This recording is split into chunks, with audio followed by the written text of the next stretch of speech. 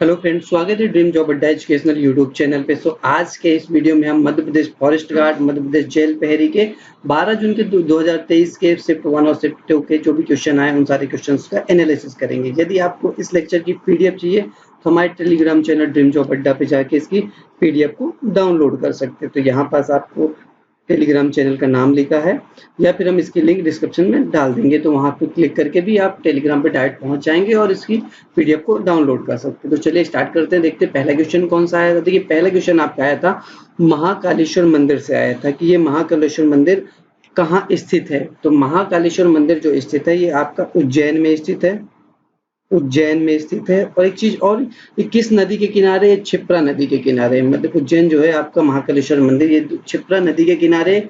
एक पॉइंट और यहाँ पास लिख सकते हैं, क्षिप्रा नदी का उद्गम, क्षिप्रा नदी का उद्गम कहाँ से होता है? तो क्षिप्रा नदी का उद्गम होता है इंदौर के काकड़ी बर्डी नामक स्थान से। इंदौर के काकड़ी बरडी नामक स्थान से इसका उद्गम होता है। ठीक है, तो कुछ और इम्पोर्टेंट हम मध्य प्रदेश के मंदिरों के बारे में देख लेते हैं। जैसे कंदरिया महादेव का मंदिर, जिसे इसे यहाँ पर देखिए खजुराहो के मंदिर लिख लें। खजुराहो के कुछ इम्पोर्टेंट मंदिर के बारे में आपको लिखे दे रहे हैं। ठीक है, जैसे आपका कंदरिया महादेव का मंदिर, ये भी खजुराहो में, कंदरिया महादेव मंदिर ये आपका कहाँ है? खजुराहो में है। ठीक है, यही पार्श्वनाथ का मंदिर भी खजुराहो में ही है। पार्श्वनाथ का मंदिर खजुराहो में है, पार्श्वनाथ मंदिर खजुराहो में है। यही एक और मंदिर लिखिएगा, मतेंगेश्वर मंदिर जो है, मतेंगेश्वर मंदिर जो है ये भी आपका खजुराहो में। ये 3 मंदिर जरूर याद करके रखिएगा खजुराहो के मंदिर में। पशुपतिनाथ मंदिर मंदसौर में है, पशुपतिनाथ मंदिर, पशुपतिनाथ मंदिर आपका कहाँ है? ये आपका मंदसौर में है, मंदसौर जिले में पशुपतिनाथ जी मंदिर। एक मिनट थोड़ा सा, ठीक है। यही एक और लिख देखिए, लक्ष्मी नारायण मंदिर, लक्ष्मी नारायण मंदिर जो है, लक्ष्मी नारायण मंदिर, लक्ष्मी नारायण मंदिर ये आपका कहाँ है? भोपाल में स्थित है, भोपाल शहर में स्थित है, भोपाल में। ठीक है, द्वितीय विश्व युद्ध की शुरुआत कब हुई थी? तो द्वितीय विश्व युद्ध की शुरुआत कब हुई थी? तो द्वितीय विश्व युद्ध की जो शुरुआत हुई थी ये हुआ था 1939 में। 1939 में प्रथम कह रहा हूँ, द्वितीय विश्व युद्ध की शुरुआत हुई थी 1939 में। और ये समाप्त कब हुआ था? द्वितीय विश्व युद्ध का समापन जो है, समाप्त हुआ था, ये हुआ था 1945 में। 1945। देखिए प्रथम विश्व युद्ध से भी क्वेश्चन पूछा जा सकता है, तो प्रथम विश्व युद्ध के बारे में भी लिख लीजिए। प्रथम विश्व युद्ध, इसकी शुरुआत कब हुआ था? शुरू कब हुआ था? प्रथम विश्व युद्ध हुआ था 1914 में हुआ था। 1914, 28 जुलाई 1914 को शुरू हुआ था और समाप्त ये जो हुआ था, समाप्त जो हुआ था 1918 में। 1918 में प्रथम विश्व युद्ध समाप्त हो गया था। भारत में हरित क्रांति के जनक कौन है? तो भारत में हरित क्रांति के जनक पूछा गया है, तो ये थे doctor M S. Swaminathan. Doctor M S. Swaminathan जो थे, डॉक्टर एम.एस. स्वामीनाथन,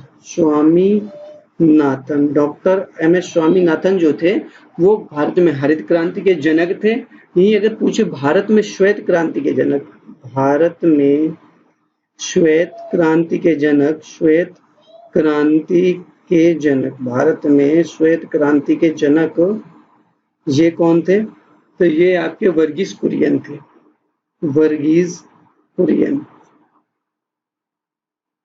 कुरियन थे। ठीक है, यही देखिए नेक्स्ट क्वेश्चन आपका था, संयुक्त राष्ट्र औद्योगिकी विकास संगठन की स्थापना कब हुई थी? तो इसकी स्थापना हुई थी 1966 में हुई थी, 1966 में। यदि बात करेंगे यूनाइटेड नेशन की स्थापना की, यूएनओ की स्थापना कब हुई थी? ये हुई थी 1945। 1945 में 3 चीजों के बारे में याद रखें, यूएनओ हो गया, एक हो गया आईएमएफ और वर्ल्ड बैंक। इन तीनों की स्थापना जो हुई थी, IMF international monetary fund and world bank, इन तीनों की जो स्थापना हुई थी ये हुई थी 1945 में हुई थी, 1945 में। ठीक है, इन तीनों की स्थापना 1945 में हुई थी। ये अगर बात की विश्व स्वास्थ्य संगठन WHO, विश्व स्वास्थ्य संगठन, विश्व स्वास्थ्य संगठन WHO इसकी स्थापना हुई थी 1948 में, इसकी स्थापना हुई थी WHO की। ठीक है, देखिए नेक्स्ट क्वेश्चन है, कैलाश सत्यार्थी को नोबेल प्राइज जो दिया गया था किस वर्ष दिया गया था, सन पूछा था। तो इनको जो नोबेल प्राइज दिया गया था 2014 में दिया गया था। 2014 में किसके लिए, शांति के लिए नोबेल प्राइज दिया गया था, शांति के लिए। मध्य प्रदेश के विदिशा जिले से संबंधित है, शांति के लिए दिया गया था। इनके साथ एक और थे, मलाला यूसुफजई थी, पाकिस्तान की थी, उनको भी दिया गया था 2014 में शांति के लिए पुरस्कार, यानी कि इनका संयुक्त दिया गया था। ठीक है, भारत में पहला शांति पुरस्कार दिया गया था, सॉरी पहला शांति नहीं, पहला नोबेल, भारत की बात कर रहे हैं, नोबेल प्राइज भारत में तो ये दिया गया था रविंद्रनाथ टैगोर जी को दिया गया था। रविंद्रनाथ टैगोर जी को दिया गया था। कब दिया था, 1913 में। 1913 में दिया गया था साहित्य के लिए, साहित्य के लिए नोबेल प्राइज उनको दिया गया था, रविन्द्रनाथ टैगोर को 1913 में दिया गया था। देखिए उसके बाद आपका चंद्रशेखर वेंकट रमन को दिया गया, यहाँ पास लिखिए चंद्रशेखर वेंकट रमन, इनको नोबेल प्राइज मिला। उसके बाद हरि गोविंद खुराना जी को भी मिला है, हरि गोविंद खुराना हो गया। इसके बाद मदर टेरेसा, देखिए इनका मदर टेरेसा का सन भी याद कर लीजिए, इन्हें कब दिया गया था, इन्हें 1979 को दिया गया था, मदर टेरेसा दी। उसके बाद दिया गया था सुब्रमण्यम चंद्रशेखर को दिया गया था, यहाँ पास लिखिए, चलिए आगे लिखे दे रहा हूँ, इसके जवाहरलाल नेहरू के लिए, या फिर मैं एक अलग से ही पेज लिए दे रहा हूँ। ठीक है, अलग से एक पेज इंसर्ट किए ले रहा हूँ। देखिए यहाँ पास हम बात कर रहे थे किसकी, हमने मदर टेरेसा बता दिया। देखिए सुब्रमण्यम चंद्रशेखर,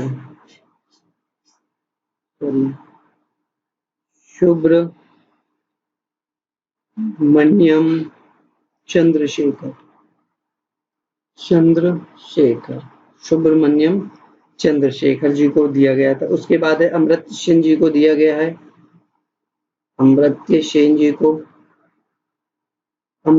जी के बाद वेंकट रमन रामकृष्णन को, वेंकट रमन रामकृष्णन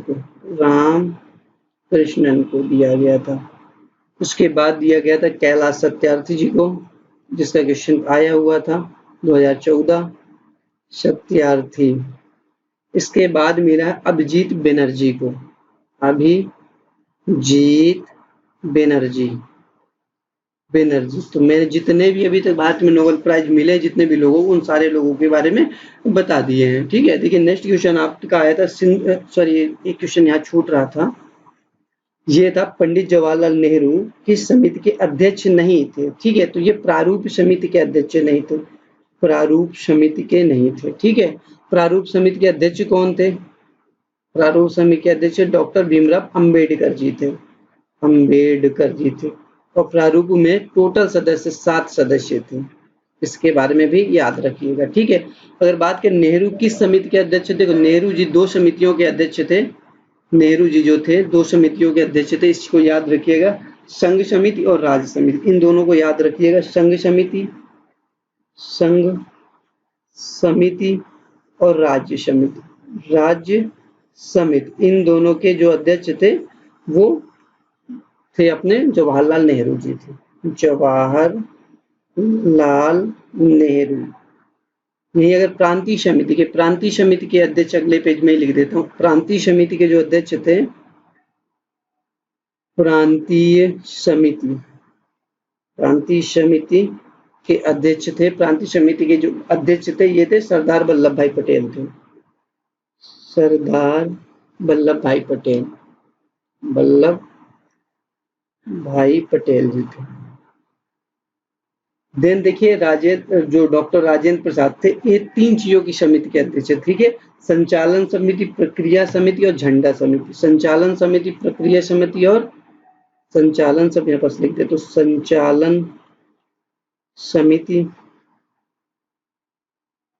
झंडा समिति, झंडा समिति, संचालन समिति हो गया, झंडा समिति हो गया, और प्रक्रिया समिति, प्रक्रिया समिति।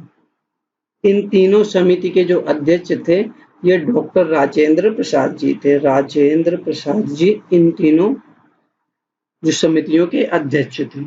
ठीक है, नेक्स्ट क्वेश्चन था सिंधु घाटी सभ्यता की खोज कब हुई थी? तो देखिए इसमें खोज हुई थी 1921 में की थी।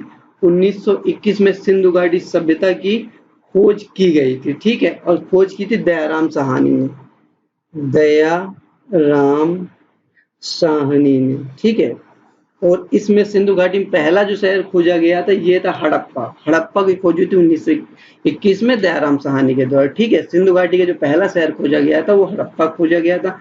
उसके बाद मोहनजोदाड़ो, लिख लीजिए, मोहनजोदड़ो,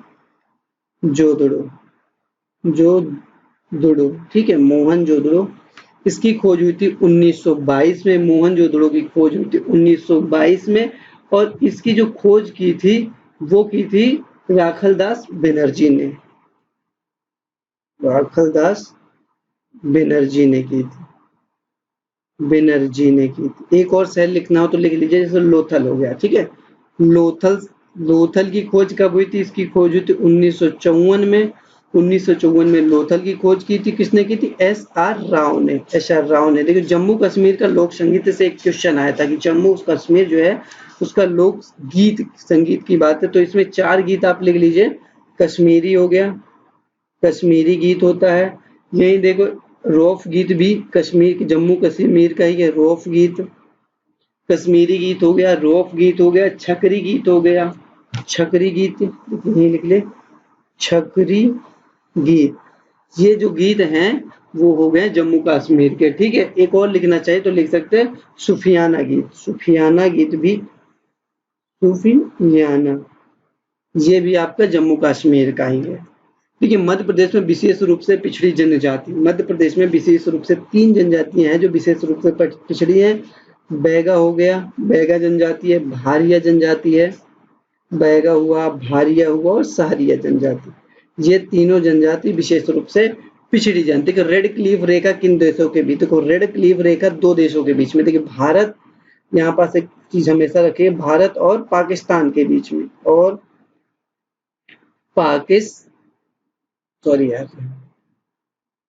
पाकिस्तान के बीच में। एक चीज और यहाँ पास याद रखिए कि भारत और बांग्लादेश के बीच में भी रेड क्लिफ लाइन है, क्योंकि जब ये बनी थी तो बांग्लादेश डिवाइड नहीं हुआ था, तो कई बार पूछ लेता है। ठीक है, कि भारत और बांग्लादेश के बीच कौन सी रेखा? तो भारत और बांग्लादेश, बांग्लादेश, ये रेड क्लिफ रेखा है। ठीक है, अगर यही बात करेंगे चाइना के साथ, चाइना के साथ कौन सी रेखा है? McMahon line. मैकमोहन लाइन जो है भारत और चीन के बीच में है, मैकमोहन रेखा, ये है भारत और चीन के बीच में, चीन के बीच में। एक रेखा और लिख लीजिए, Durand line, Durand, Durand line ये रेखा, ये पाकिस्तान और अफगानिस्तान के बीच में, पाकिस्तान और अफगानिस्तान के बीच है, तान के बीच में ये रेखा है। ठीक है, ये नेक्स्ट क्वेश्चन है, भारत का राष्ट्रीय चिन्ह जो है वो कहाँ से लिया गया? तो भारत का जो राष्ट्रीय चिन्ह है वो लिया गया सारनाथ स्थित, सारनाथ स्थित अशोक स्तंभ से, अशोक स्तंभ से लिया गया है। ठीक है, तो अभी तक इतने ही क्वेश्चन प्राप्त हुए हैं। यदि वीडियो पसंद आए तो चैनल को सब्सक्राइब, वीडियो को लाइक और शेयर जरूर कीजिए। चलिए, थैंक यू।